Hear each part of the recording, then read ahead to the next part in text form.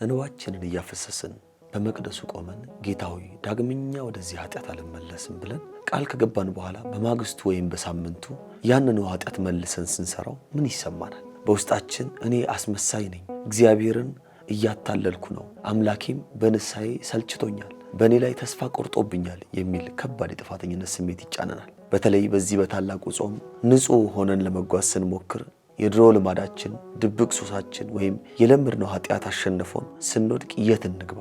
የንስሐ አባቴም ቢሆኑ ስንት ጊዜ ያንኑ ኃጢአት ልንገራቸው ይሰለቹኛል ብለን ተስፋ እንቆርጣለን። ወዳጆቼ ዛሬ በቀንዲል ሚዲያ በጉብዝና ወራት መርሃ ግብራችን የምናገረው ስለማንናገረው የውስጥ ቁስላችን ደጋግመን ስለምንወድቅበት ኃጢአትና ከዚህ አሳሳች አዙሪት እንዴት መውጣት እንደምንችል ነው። እኛ ወጣቶች ዛሬ ልባችንን ከፍተን በግልጽ ያለ ፍርሃት እንመካከራለን። እስከ መጨረሻው ድረስ አብራችሁን ቆዩ።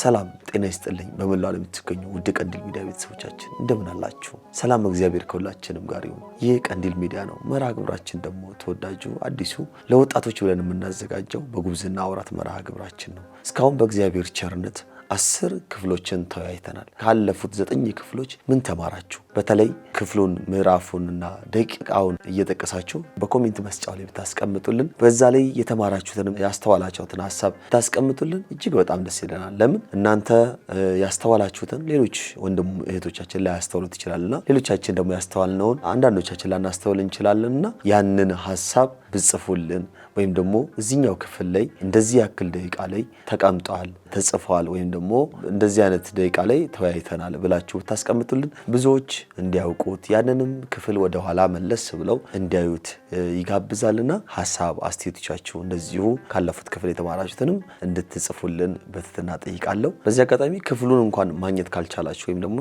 ምዕራፉን ማግኘት ካልቻላችሁ የዩቲዩብ ሊንኩን ኮሜንት መስጫ ላይ አስቀምጣችሁ እዚህ ትምህርት ላይ እንደዚህ አይነት ጥሩ የሆነ ቃል አግኝቻለሁ፣ ራሴን የገዛሁበት ራሴን ያስተማርኩበት ሐሳብ አግኝቻለሁ የሚለውን ነገር ብጽፉልን ደስ ይለናል። ወደ ዋናው ወደ ዛሬው ርዕሰ ጉዳይ እናልፋለን። እስከ መርሃ ግብሩ ፍጻሜ አብራችሁን ቆዩ።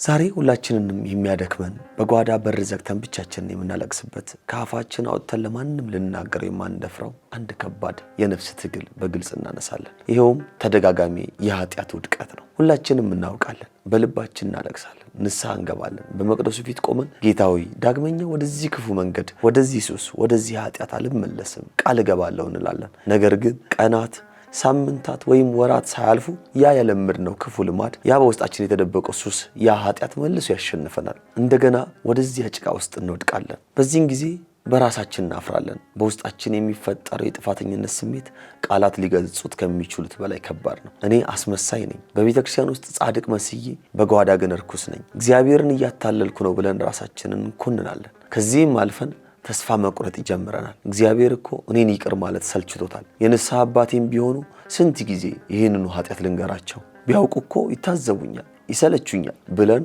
ከቤተ ክርስቲያን መራቅ እንጀምራለን። ነገር ግን ወዳጆቼ ይህ እኛ የምናልፍበት የነፍስ ትግል እኛ ላይ ብቻ የደረሰ አይደለም፣ አዲስ ነገርም አይደለም። ታላላቅ አባቶቻችን ቅዱሳን ሐዋርያትም ላይ የደረሰ ነው። ታላቁ ሐዋርያ ብርሃናት ዓለም ቅዱስ ጳውሎስ እንኳን ያውላ ጸጋ ተሰጥቶት ሳለ የሰውን ልጅ የሥጋ ድካም ሲገልጽ በሮሜ መልእክቱ ምዕራፍ 7 ቁጥር 15 እንደዚሁም በመሃል 19 ላይ እንዲህ ብሎ ይናገራል። የማደርገውን አላውቅምና የምጠላውን ያንኑ አድርጋለሁ፣ የምወደውን እርሱን አላደርገውም። ወረድ ብሎ 19 ላይ ፈቃድ አለኝና መልካሙን ግን ማድረግ የለኝም፣ የማልወደውን ክፉ ነገር አድርጋለሁና የምወደውን በጎ ነገር አላደርገውም ይላል። ይህ ታላቁ ሐዋርያ ቅዱስ ጳውሎስ የሥጋችን ድካም ለመግለጽ ይህንን ቃል ተናግሮታል። ስጋችን ደካማ ነው። ይህ ማለት ግን በኃጢአት እንቀጥል ማለት አይደለም። እዚህ ላይ ነው ትልቁን የዲያብሎስ ውሸት ማወቅ ያለብን። እግዚአብሔር የይቅርታና የምህረት አምላክ መሆኑን ዲያብሎስ ጠንቅቆ ያውቃል። እግዚአብሔር አምላካችን እኛን በንስሐ ለመቀበል ሁልጊዜም እጁን እንደሚዘረጋ ያውቃል። ስለዚህ እኛን ኃጢአት እንዳንሰራ መከላከል ሲያቅተው ከተሳሳትንና ከወደቅን በኋላ ደግሞ አበቃል፣ ከእንግዲህ አትድንም፣ አንተ ቆሻሻ ነህ የሚል የተስፋ መቁረጥ መርዝ በልባችን ይረጫል። የቤተ ክርስቲያናችን ታላቅ አባት ቅዱስ ዮሐንስ አፈወርቅ ይህንን የሰይጣን ረቂቅ ውሸትና የተንኮል መረብ ሲያጋልጥ እጅግ በሚደንቅ ሁኔታ እንዲህ ይላል። ዲያብሎስ 2 ገጽ 2 ፊት አለው። ኃጢአት ከመስራታችን በፊት እግዚአብሔር መሐሪና ቸር እንደሆነ ይነግረናል። አይዞ እግዚአብሔር ይቅር ባይ ነው፣ ገና ወጣት ነህ፣ ንስሐ ትገባለህ እያለ እንድንደፍርና ኃጢአቱን እንድንሰራ ያባብለናል። ነገር ግን ኃጢአቱን ከሰራን በኋላ ደግሞ ፊቱን ይቀይርና እግዚአብሔር ፈራጅ ጨካኝና እሳት እንደሆነ ይነግረናል። አሁንማ አበቃለህ፣ አንተ አትረባም፣ በቅዱሱ መቅደስ ፊት እንዴት ትቆማለህ እያለ ተስፋ እንድንቆርጥ ወደ ንስሐ እንዳንመለስ ያደርገናል። ጠላት ዲያብሎስ እኛን ለማጥፋት የሚጠቀመው ትልቁ መሳሪያው ኃጢአቱ ራሱ ሳይሆን ከኃጢአቱ በኋላ የሚያመጣብን የተስፋ መቁረጥ መንፈስ ነው። አንድ ታላቅ አባት እንዲህ ብለዋል፣ ኃጢአት መስራት የሰው ልጅ ጠባይ ተፈጥሮ ነው፣ ነገር ግን በወደቁበት ጭቃ ውስጥ ተኝቶ መቅረት የሰይጣን ግብሩ ነው ይላሉ። አዎ እንወድቃለን። አዎ ስጋችን ደካማ ነው። ነገር ግን ደጋግመን በወደቅን ቁጥር ደጋግመን ከመነሳት ወደ ኋላ አንልም። አምላካችን የሚያየው የውድቀታችንን ብዛት ሳይሆን ዳግም ለመነሳት የምናደርጋትን የልብ ትግልና የምናነባውን የእንባ ጠብታ ነው። ታዲያ ከዚህ በተደጋጋሚ የውድቀት አዙሪት፣ ከዚህ የነፍስ ስብራት እኛ ወጣቶች እንዴት እንውጣ? ቀጣዩን የህይወት መፍትሄ አብረን እንመልከት። አምላካችን እግዚአብሔር እኛን ይቅር ማለት ይሰለቸዋል? ደጋግመን ያንኑ ኃጢአት ይዘን ስንመጣ የንስሐ አባቶቻችን ፊት ስንቆም ትላንት እኮ መጥተህ አልቅሰ ነበር፣ ዛሬም ያንኑ ክፉ ልማድ ይዘ መጣ ብሎ የንስሐ በራፉን ይዘጋብናል? እንባችንንስ ያስመሳይ እንባ ነው ብሎ ይጸየፈዋል? በፍጹም። እኛ ሰዎች ከሰዎች ጋር ያለን ፍቅርና ትዕግስት ገደብ ስላለው የእግዚአብሔርንም ትዕግስት ልክ እንደኛው የጠበበ ይመስለናል። ግን አይደለም። እስኪ የራሳችንን አባቶቻችንና እናቶቻችንን እናስታውስ። አንድ ትንሽ ሕፃን ልጅ በእግሩ ቆሞ መራመድ ሲጀምር በቀን ስንት ጊዜ ይወድቃል? እጅግ በጣም ብዙ ጊዜ። ሲወድቅ ጉልበቱ ይላጣል፣ ያለቅሳል፣ ይደክመዋል። ታዲያ እናቱ ምን ታደርጋለች? ይሄ ልጅ መውደቅ አበዛ፣ እኔ ሰልችቶኛል፣ ከእንግዲህ አላነሳውም፣ በወደቀበት ይቅር ትላለች? በፍጹም አትልም። ይልቁንስ እየሮጠች ትሄዳለች፣ ታቅፈዋለች፣ አቧራውን እያራገፈች፣ ቁስሉን እያጠበች፣ እያባበለች ደጋግማ ታነሳዋለች። ለምን? ልጄ ነው ብላ ታምናለች። መውደቁ የእድገቱ አንዱ አካል መሆኑንም ታውቃለች። የእኛም የሰማይ አባት ልክ እንደዚሁ ነው። ደጋግመን ስንወድቅ፣ በኃጢአት ጭቃ ስንላወስ እርሱ የሚያየው የውድቀታችንን ብዛት ሳይሆን ልጄ እኮ ነው የሚለውን የአባትነት ርኅራኄውን ነው የሚያየው። ደግመን ለመነሳት የምናደርገውን ያችን ትንሽ ጥረትና በጸጸት የምናነባውን የእንባ ጠብታ ነው። ስለዚህ እኛ ወጣቶች በወጣትነት ፍላጎታችን ተሸንፈን ብንወድቅም ምሕረቱ ከኃጢአታችን እንደሚበልጥ በፍጹም ልንጠራጠር አይገባም። በበረሃ አባቶች ታሪክ ውስጥ ልባችንን ሰብሮ የሚጠግን አንድ አስገራሚ ታሪክ አለ። አንድ ወጣት ወጣኒ መነኩሴ ነበር። ይህ መነኩሴ ልክ እንደኛ በተደጋጋሚ በአንድ ኃጢአት ይወድቅ ነበር። ንስሐ ይገባል፣ እንደገና ይወድቃል፣ እንደገና ይነሳል፣ እንደገና ይወድቃል። በመጨረሻ ግን በጣም አፈረ፣ በራሱ ላይ ተስፋ ቆረጠ። እያለቀሰ ወደ በቁ አንድ ታላቅ አረጋዊ የሆኑ አባት ዘንድ መጣ። አባቴ ሆይ ዛሬም ወደቅኩ፣ ፈጣሪን አሳዘንኩ፣ ምን ላድርግ አላቸው። እኚህም ታላቅ አባት አዩትና በተረጋጋ መንፈስ ተነስ አሉት። ወጣቱም እያለቀሰ አባቴ ተነስቼ እኮ ነበር፣ ግን አቅም አጣው፣ እንደገና ወደቅኩ እኮ አላቸው። እሳቸውም አሁንም እንደገና ተነስ አሉት። ወጣቱም ግራ ገብቶት በተስፋ መቁረጥ ስሜት እስከ መቼ ድረስ አባቴ ስወድቅ ስነሳ እስከ መቼ ነው እንደዚህ የምሆነው ብሎ ጠየቀ። በዚህን ጊዜ እኚህ ታላቅ አረጋዊ አባት እጅግ ጥልቅ የሆነውን የክርስትናን ምስጢር እንዲህ ብለው መለሱለት። ሞት መጥቶ አንተን እስኪወስድ ወይም በኃጢአቱ ውድቀት ላይ ሆነ ለመነሳት ስትታገል ወይም በንስሐ ላይ እስኪያገኘ ድረስ ሁልጊዜም ተነስ፣ መታገልህን አታቁም አሉት። ውድ የቀንዲል ሚዲያ ቤተሰቦቼ፣ የጉብዝና ወራት መርሃ ግብር ተከታታዮች፣ አያችሁ ክርስትና ማለት ይህ ነው። ክርስትና ማለት መቼም አለመውደቅ፣ መቼም አለመሳሳት፣ መላእክት መሆን ማለት አይደለም። የጻድቅነት መለኪያው አለመሳሳት አይደለም። መጽሐፍ ቅዱስ በመጽሐፈ ምሳሌ ምዕራፍ 24 ቁጥር 16 ላይ ጻድቅ 7 ጊዜ ይወድቃል 7 ጊዜም ይነሳል ይላል። 7 ጊዜ መውደቁ ጻድቅ ከመባል አላገደውም። ምክንያቱም ከወደቀ በኋላ በዚያው አልቀረም፣ ተነስቷል። ሐዋርያው ቅዱስ ጴጥሮስ ጌታችን አንድ ሰው ቢበድለኝ ስንት ጊዜ ይቅር ልበለው? እስከ 7 ጊዜ ይበቃዋል ብሎ በጠየቀው ጊዜ በማቴዎስ ወንጌል ምዕራፍ 18 ቁጥር 22 ላይ እስከ 70 ጊዜ 7 እንጂ እስከ 7 ጊዜ አልልህም ብሎ አስተምሯል። ይህ ያለው 7 በዕብራውያን ዘንድ ፍጹም ቁጥር ስለሆነች ፍጹም ይቅርታን፣ ፍጹም ርኅራኄን፣ ፍጹም ምሕረት እንድናደርግ ነው። እንደው በእኛ ግን 7 ጊዜ 70 አባዝተን እንኳን እንደው በቀጥታ እንሰደው በቀን ውስጥ 490 ጊዜ ይቅር በል ማለት ነው። እንደው በሱ እንኳን ብንይዘው በቀን ውስጥ 490 ጊዜ ይቅርታ ማድረግ አስቡት። ጌታችን እኛ እርስ በርሳችን በቀን 490 ጊዜ ይቅር ተባባሉ ብሎ ካስተማረ ራሱ የፍቅር ባለቤት የፍቅር ምንጭ የሆነው አምላክ የእኛን የንስሐ ጩኸት እንዴት ይሰለቸዋል? እንዴትስ አትረቡም ይለናል? መቼም ቢሆን አይሰለቸንም። ስለዚህ ውድ ቤተሰቦቼ ተስፋ እንቁረጥ። አሁንም ደግመን እንነሳ። እስካሁን ያየናቸው ነጥቦች የችግራችንን ምንጭና የእግዚአብሔርን ታላቅ ምሕረት ነው። አሁን ደግሞ ወደ ዋናው ጉዳይ እንምጣ። ይህንን የተስፋ መቁረጥ መንፈስ አሸንፈን ከዚህ በተደጋጋሚ የውድቀት አዙሪት እንዴት እንውጣ? እኛ ወጣቶች ንስሐችን ፍሬያማ እንዲሆን መንፈሳዊ ጉዟችንም መስመር እንዲይዝ አብረን ልንተገብራቸው የሚገቡ 6 መንፈሳዊ የጦር መሳሪያዎች አሉ። እነዚህን ነጥቦች ልባችን ላይ እንድንጽፋቸው በትህትና ጋብዛለሁ።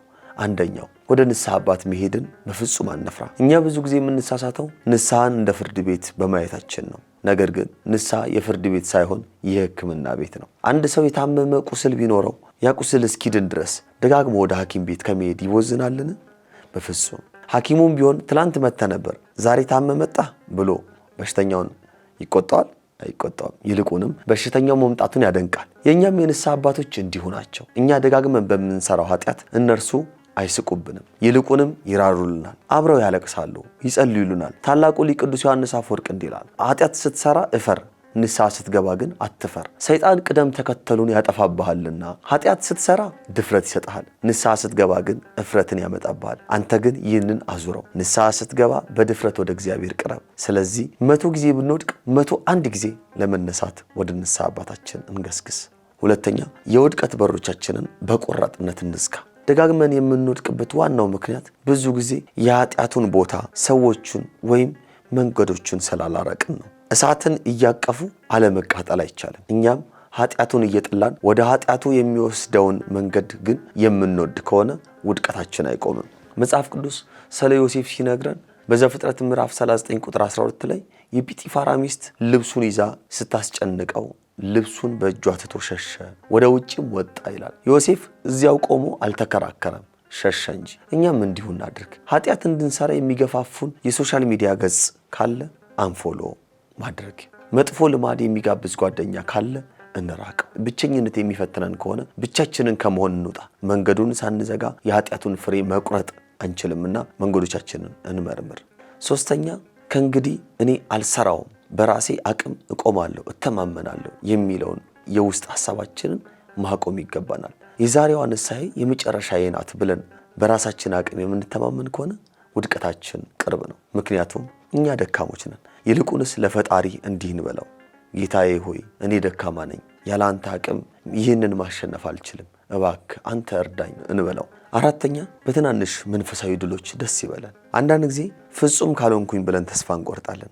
ነገር ግን መንፈሳዊ ሕይወት ደረጃ በደረጃ የሚመጣ መሰላለሁ። አንድን ኃጢአት በየቀኑ የምንሰራው ከነበረ አሁን ደግሞ ለ3 ቀን ወይም ለሳምንት ታግለን ከተሸነፍን ያችን ሳምንት ንጹህ ሆነን ወይም ያንን ኃጢአት አሸነፈን ስለቆየን እግዚአብሔር እናመስግን፣ አበርታኝ እንበል። ወድቀናል ብለን የሰራነውን መልካም ነገር ሁሉ አንርሳ። ቅዱስ ይስሐቅ ሶርያዊ እንዲህ ይላል፣ መንፈሳዊ ጉዞ ልክ እንደ መራመድ ነው። ስንራመድ እንወድቃለን፣ ጉልበታችን ይላጣል፣ ግን ደግሞ ተነስተን መጓዛችንን እንቀጥላለን። አስፈላጊው ነገር መድረሻችን ላይ ትኩረት ማድረጋችን ነው። ስለዚህ ስንወድቅ ብቻ ሳይሆን ስንቃወም የቆየንባትን ሰዓትም እንደ ትልቅ ድል እንቁጠራት። እግዚአብሔር ያችን ድላችንን አይቶ ደግሞ ለትልቀው ለበረታው ድል ያሻገረናል፣ ያበረታናል፣ ብርታቱን፣ ጽናቱን፣ ኃይሉን ይሰጠናል ማለት ነው።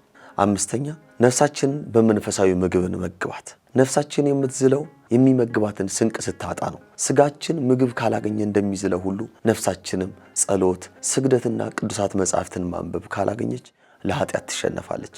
ቢያንስ በቀን ውስጥ ጥቂት ደቂቃዎችን ለጸሎትና ለንባብ እንመድብ። የቅዱሳንን ታሪክ እናንብብ። እነዚያ ደካሞች የነበሩ ሰዎች እንዴት በጸጋው በረቱ የሚለው ታሪክ ለእኛ ብርታት ይሆነናልና ልክ እንደ ቅዱስ ዳዊት አንተን እንዳልበድል ቃልህን በልቤ አኖርሁ እንደሚለው የእግዚአብሔር ቃል በልባችን ውስጥ ከኖረ ለኃጢአት የምንሰጠው ቦታ ይጠባል። ስድስተኛ በአብሮነትና በቤተሰብነት እንጠናከር። እኛ ወጣቶች ብቻችንን ስንሆን ለፈተና እንጋለጣለን።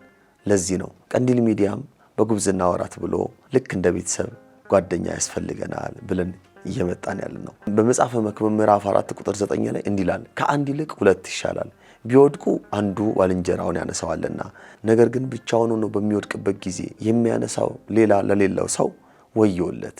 መንፈሳዊ ጓደኞች ይኑሩን፣ አብረውን የሚጸልዩ፣ ሲደክመን የሚያበረቱን፣ አይዞ ተነስ የሚሉን፣ ገዳማትን ይሂድ የሚሉ፣ ቅዳሴ እናስቀድስ፣ ጠበሉን እንጠመቅ፣ ጠበሉን እንጠጣ፣ እምነቱን እንቀባ፣ መንፈሳዊ ቦታ እናዘውትር፣ ቅዱሳት መጻሕፍትን እናንብብ፣ እንመርምር የሚሉ ወንድም እህቶች ሊኖሩን ይገባናል።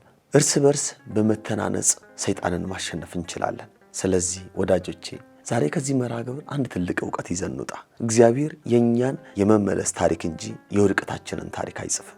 ይልቁንስ በክርስቶስ ደም የተገዛን ክቡር መሆናችንን አስበን ከወደቅንበት አቧራ ላይ ፈጥነን እንነሳ። ዛሬ ይህን ቪዲዮ የምትከታተሉ የቀንዲል ሚዲያ ቤተሰቦች ወይም ደግሞ ቤተሰቦችም ያልሆናችሁ ይህ ቪዲዮ የደረሳችሁ በሙሉ በውስጣችሁ ያለውን የተስፋ መቁረጥ ስሜት ለማራገፍ ሞክሩ። አብረን እንሞክር። እየሞከርኩኝ ነው ብቻ እንዳትሉኝ። እንደዛ ቤት ተከራይ ደጋግሞ ከመሞከር ፍሬ ይገኛል። እንደ ክርስቲያንም የነፍስ ትግላችንን ለማሸነፍ ሁላችንም በአብሮነት ሊሆን ይገባል። የበረታው የደከመውን እያሰበ ተያይዞ መሻገር ይገባናል። በዚህ የነፍስ ትግል ውስጥ ላለፍን ወይም አሁን ላለን ወጣቶች የሚሆን የሚያበረታታ የአባቶች አባባል ወይም የራሳችሁን የህይወት ተሞክሮ ካላችሁ እባካችሁ በኮሜንት መስጫው ሳጥን ላይ ጻፉልኝ። እያንዳንዱን ኮሜንታችሁን አነባለሁ። አንዱ የጻፈው ለሌላው ትልቅ ብርታት ይሆናልና ይህንን መልእክት ወይም ይህን ውይይት ከወደዳችሁትና ሌሎችንም ያስተምራል ብላችሁ ካሰባችሁ ላይክና ሼር ማድረጋችሁን አትርሱ። ለቻናሉ አዲስ ከሆናችሁ ደግሞ ሰብስክራይብ በማድረግ የዚህን መንፈሳዊ ማዕድ ተካፋይ ሆኑ። እግዚአብሔር አምላክ ንስሐ ልብ ይስጠን። ደጋግመን ስንወድቅ ደጋግመን የሚያነሳን የአባቶቻችን አምላክ ከሁላችንም ጋር ይሁን። በሚቀጥለው ሳምንት በሌላ እጅግ ጠቃሚ ርዕስ እስከምንገናኝ ድረስ የእግዚአብሔር ቸርነት፣ የእናታችን የቅድስት ድንግል ማርያም አማላጅነት፣ የጻድቃን የሰማዕታት የቅዱሳን ሁሉ በረከት ከሁላችንም ጋር ይሁን። ሁልጊዜ አብሮነቷን ከኛ ጋር የምታሳየን ልዕልት ጥበብን እጅግ እናመሰግናለን። እንደነዚህ የመሰሉ ነጠላ ማንኛውንም ሀገር ባህል ልብሶችም ብታዙ እንደ ፍላጎታችሁ ማስተናገድ የምትችል ይሆናል። ስለዚህ ከታች በተቀመጡት ስልክ ቁጥሮች እየደወላችሁ እንድታዙ የፍቅር ግብዣችን እናቀርባለን። 60 አናብስትና 60 አናብርት እንደ በግ የታዘዙላቸው 562 ዓመታትን ስለ ክርስቶስ ፍቅር በበረሃ የተጋደሉ እድሜያቸውን በሙሉ በሰው እጅ የተሰራን ልብስ ያልለበሱ ጸጉራቸው ልብስ የሆነላቸው እኚህ ድንቅ አባት ማን ናቸው? አቡነ ገብረ መንፈስ ቅዱስ በዘመነ ሥጋዌ ባሉበት ዘመን በገዳማቸው ለገዳማውያኑም ለሕዝቡም ለኢትዮጵያም ሲጸልዩ የነበሩ በሚደንቅ ሁኔታ አናብስቱን ወደ ሰውነት ጠባይ ያመጧቸው ብሎ ጽፏል። አናብስት ሰዎችን ወይ ደግሞ የሚያገኙትን ሊተናኩሉ ይችላሉ እንጂ ሰዎችን ሲያገለግሉ አናይ። አባታችን አቡነ ገብረ መንፈስ ቅዱስ ግን አናብስት ይሰግዱላቸው የእግራቸውን ትቢያ እየላሱ ይኖሩ እንደነበር ያሳይ። የቅዱስ ስምዖንና የቅድስት አክሌስያ ፍሬ ንሂሳ ላይ በቅለው ኢትዮጵያ ያፈሩ የዝቋላው ኮከብ የምድረ ከብድ ብርሃን የዝጊቴው ፈዋሽ የመንፈስ ቅዱስ ታማኝ አገልጋይ ርዕሰ ባህታውያን ብፁዕ ወቅዱስ አቡነ ገብረ መንፈስ ቅዱስ ናቸው። አገር ወገን ወንዝ የማይለየው ክርስትና ይዘው ይህችን ምድር ቀድሰዋታል። ዛሬም ወደ አባታችን ወደ ምድረ ከብድ ስንሄድ ዋጋ የምናገኝበት ስለሆነ እንደውም ፍጹም የሆነ ሰዋዊ ትምህርት ሁሉ እንማርበታለን። መንፈሳዊ ብቻ አይደለም። ለካ ሰውነት አገር አይወስነውም፣ ወንዝ የለውም። በየወሩ በ5 ቢታሰቡ መጋቢት 5 ቀን ግን ከሁሉም ትለያለች። በታላቁ ገዳም በምድረ ከብድ በተጋድሎ ቆይተው ይህንን ዓለም ድል ነስተው ያረፉባት ታላቅ ዕለት ነች። ጻድቁ አባታችን በዛ በበረሃው በገዳሙ ላይ ይህን ያህል ዓመት ሲቆዩ እግዚአብሔር እንዴት እንደታደጋቸው፣ ቦታዋ እንዴት እንደተባረከች፣ ቦታዋ ደግሞ እኛ ስንረግጣት እኛም በረከት እናገኝባታለን። ምድሪቷን ስንረግጣት ራሱ መልካም ነገር እናገኝባታለን። ክብር ይግባውና ጌታችን አምላካችን መድኃኒታችን ኢየሱስ ክርስቶስ በአባታችን በጻድቁ በአቡነ ገብረ መንፈስ ቅዱስ አማላጅነት ለዓለም ምሕረትን የሚሰጥበትን ታላቁን ቃል ኪዳን ለአባታችን ለጻድቁ የሰጠበት ድንቅ ዕለት ነች። ምሳሌ 10:7 ላይ የጻድቅ መታሰቢያ ለበረከት ነው ይላል። ቅዱሱን ስናከብር የቅዱሱን በረከት የምናገኝበት ጸሎታቸው ኃይል እንዳላት ይነግረናል። ኑ ወደ ምድረ ከብድ እንሂድ፣ በረከታችንን እንውሰድ። ለምን ወደ ምድረ ከብድ እንሄዳለን? የአባታችን የአቡነ ገብረ መንፈስ ቅዱስ ረድኤታቸው በረከታቸው ከኛ ጋር እንዲሆን መጀመሪያ የምንሄድበትን አሰላስለን አውቀን ነው መሄዳለን። ሰዋዊ ስሜታችንን አራግፈን ይሄ ስጋ ፈቃዳችንን አራግፈን መሄድ አለብን። እሱን አራግፈን በአንድ ጊዜ እግዚአብሔር ወደ እሱን ቀርበን እንደ አባታችን የአባታችን ረድኤት በረከት እንዲከፍለን አምላካችን በረከት እንድናገኘው እሱም ደግሞ እንዲባርከን መለመን እንደምንችል አሰበን ነው መሄድ ያለብን። የዓለምን ጫጫታ ጥለን የነፍስ እረፍትን ፍለጋ ቃል ኪዳኑን ለመካፈልና በአባታችን ጸሎት፣ በቅዱሳኑ በገዳማውያኑ ጸሎት ለመታመን፣ በጠበሉና በእምነቱ ለመፈወስ፣ በዕለቱ በሚሰጠው አገልግሎት ለመባረክ እንገኛለን። እንደ እግዚአብሔር ፈቃድ ሁላችንም አባቶችም፣ ብፁዓን አባቶች፣ ሊቃነ ጳጳሳት እንዲሁም ደግሞ ሊቃውንተ ቤተ ክርስቲያን፣ ካህናት፣ መዘምራን፣ ሰንበት ትምህርት ቤት ተማሪዎችም እኔም በዛው እግዚአብሔር ረድኤቱን በረከቱን ያድለኝ ከአባታችንም ረድኤት በረከት እንዲከፍለኝ ይገኛለሁ ብለኝ የአባታችን የእናንተም ጸሎት ይድረሰኝ አባቶቼም ጸሎት ይድረስ ለመገኘት እሞክራለሁ። በዚህ ዕለት ብፁዓን አበው ሊቃነ ጳጳሳት፣ መምህራነ ቤተ ክርስቲያን እንዲሁም ዘማሪያን ይገኛሉ። በዋዜማው በሌሊቱ ማህሌትና ጠዋት በቅዳሴው በረከትን እንካፈል። ደጋግ ቦታዎች፣ የተመረጡ ቦታዎች፣ የእግዚአብሔር መገኛ ቦታዎች ስንሄድ ማድረግ ያለብን የቅዱሱን ረድኤት በረከትን ለመካፈል ነው መሆን ያለበት። ማንኛውም የጉዞ መረጃን ለመጠየቅ በ0908 32 32 32 ብለው ይደውሉ። የጻድቁ በረከት አይለየን። መጋቢት 5 በምድረ ከብድ እንገናኝ።